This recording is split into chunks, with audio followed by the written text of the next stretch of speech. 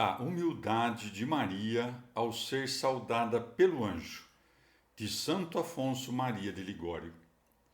Falando o Senhor no Cântico dos Cânticos, precisamente da humildade dessa humilíssima Virgem, disse: Enquanto o rei está no seu repouso, exalou o meu nardo a sua fragrância.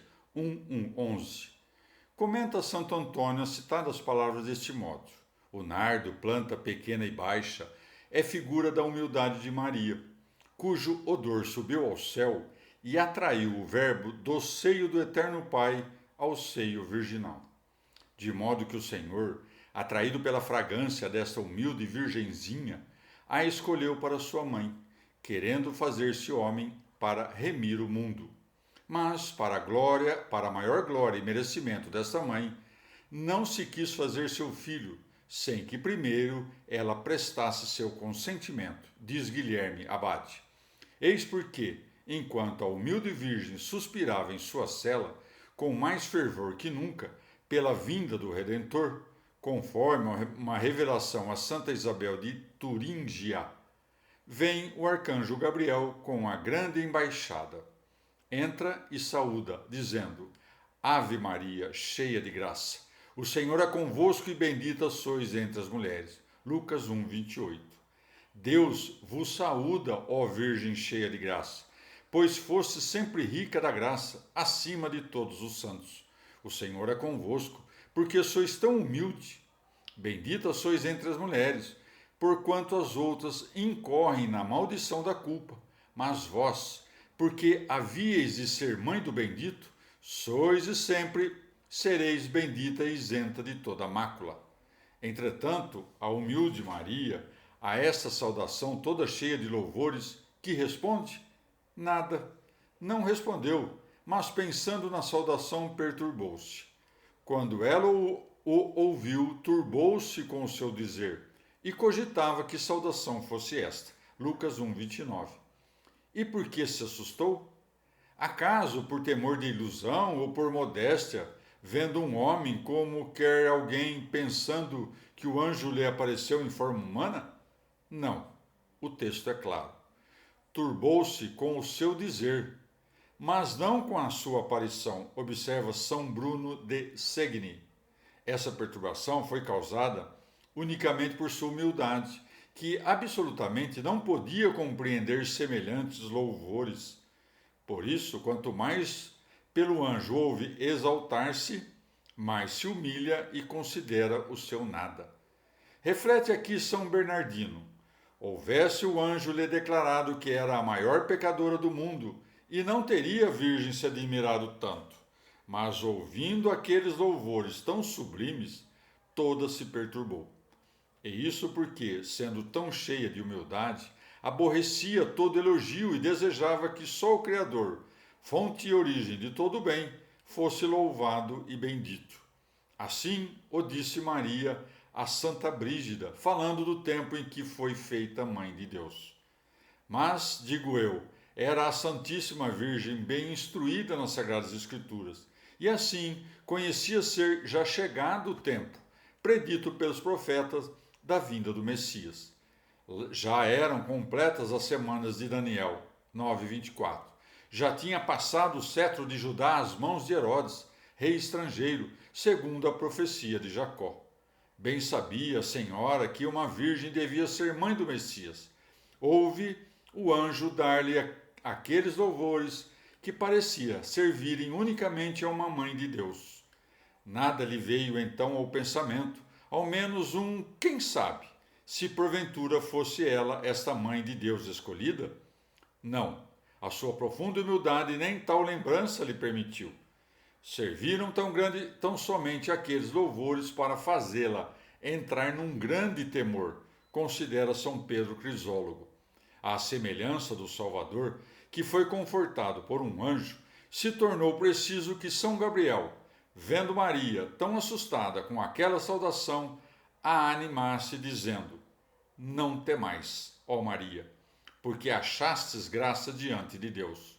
Aos vossos olhos, é verdade, sois tão pequena e insignificante, mas Deus, que exalta os humildes, vos fez digna de achar a graça perdida pelos homens. Por isso, vos preservou da mácula, comum a todos os filhos de Adão.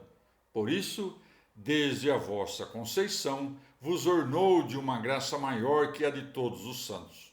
Por isso, finalmente, agora vos exalta a ser sua mãe. Eis, concebereis em vosso seio e dareis à luz um filho, e por-lhe-eis o nome de Jesus. Lucas 1,31. O humilde consentimento de Maria, de Santo Afonso Maria de Ligório. Ora, pois, que se espera? Senhora, espera um anjo a vossa resposta, mas a esperamos nós, já condenados à morte, diz São Bernardo. Eia, ó querida mãe, já se vos oferece o preço da nossa salvação, que será o Verbo divino em vós feito homem. Se o aceitais por filho, seremos imediatamente livres da morte. O mesmo Senhor nosso, pelo muito que está enamorado de vossa beleza, muito deseja o vosso consentimento, por cujo intermédio determinou salvar o mundo. Respondei, Senhora, depressa, não retardeis mais ao mundo a salvação, que de vosso consentimento agora depende. Mas eis que Maria já responde ao anjo, dizendo-lhe: Eis aqui a escrava do Senhor. Faça-se em mim segundo a tua palavra. Eis a resposta mais bela, mais humilde e mais prudente, que nem toda a sabedoria dos homens e dos anjos juntamente teria podido inventar, se nela pensassem por 1.000.000 de anos. Ó resposta poderosa que alegraste o céu e trouxeste à terra um mar imenso de graças e de bens. Resposta que, apenas saída do humilde coração de Maria, atraíste do seio do Eterno Pai o unigênito Filho, para fazê-lo homem no seio puríssimo da Virgem. Com efeito, mal foram pronunciadas as palavras, eis aqui a escrava do Senhor, faça-se em mim segundo a tua palavra, e já o Filho de Deus passou a ser também filho de Maria. Ó poderosa, ó eficaz, ó augustíssima palavra, exclama São Tomás de Vilanova.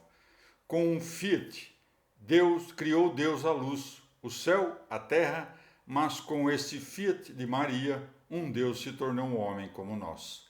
Mas não nos desviemos do nosso ponto e consideremos, primeiramente, a grande humildade de Maria nessa resposta.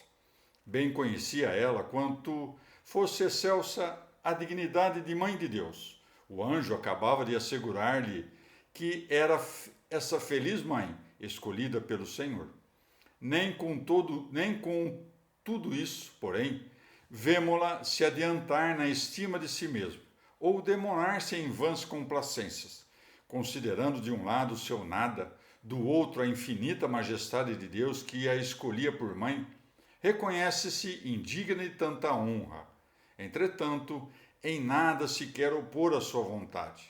Assim, pedindo-se-lhe o seu consentimento, que diz, toda humilhada em si mesma, toda inflamada por parte do desejo de unir-se assim, mas com Deus, responde num completo abandono de si própria à vontade divina. Eis aqui a escrava do Senhor, obrigada a fazer o que o Senhor ordena. E queria dizer, se o Senhor elege por mãe a mim, que nada tenho que me pertença, é porque tudo quanto possuo dele o recebi. Quem jamais pode pensar que ele me eleja por merecimento meu? Eis aqui a escrava do Senhor. Que merecimento pode ter uma escrava para ser feita mãe do seu Senhor? Seja, pois, louvada somente a bondade do Senhor, e não se louve a escrava, pois que é tudo sua bondade, pôr os olhos numa criatura tão baixa como eu e exaltá-la tanto. Ó grande humildade de Maria, que a fez pequena aos seus olhos, mas grande diante de Deus, exclama Guerrico Abade, indigna no seu conceito, e tão digna aos olhos daquele Senhor imenso que não cabe no mundo. Mais bela ainda há nas palavras de São Bernardo, na quarta alocução sobre a Assunção de Maria. Aí admira a humildade dessa Virgem, nos seguintes termos: Senhora, como pudestes unir no vosso coração conceito de vós mesma tão humilde, com tanta pureza, com tanta inocência e tanta plenitude de graça como possuís? E como, ó Virgem Santa, se pode arraigar em vós essa humildade, e tanta humildade, quando tão extraordinariamente honrada e exaltada vos vieis por Deus? Lúcifer, vendo-se dotado de grande beleza, aspirou a elevar o seu trono sobre as estrelas e fazer-se igual a Deus. Ora, que diria e que pretenderia o soberbo se visse ornado dos dotes de Maria? A humilde Maria não fez assim. Quanto mais se viu exaltada, tanto mais se humilhou. Ah, Senhora, por esta tão bela humildade, conclui o santo, vós vos fizestes digna de ser olhada por Deus com um amor singular, digna de enamorar vosso rei com a vossa beleza, digna de atrair com a suave fragrância de vossa humildade o eterno Filho, do seu repouso no seio de Deus, ao vosso puríssimo ventre. Por isso diz Bernardino de Busti que mais mereceu Maria com aquela resposta do que não poderiam merecer todas as criaturas com todas as suas obras.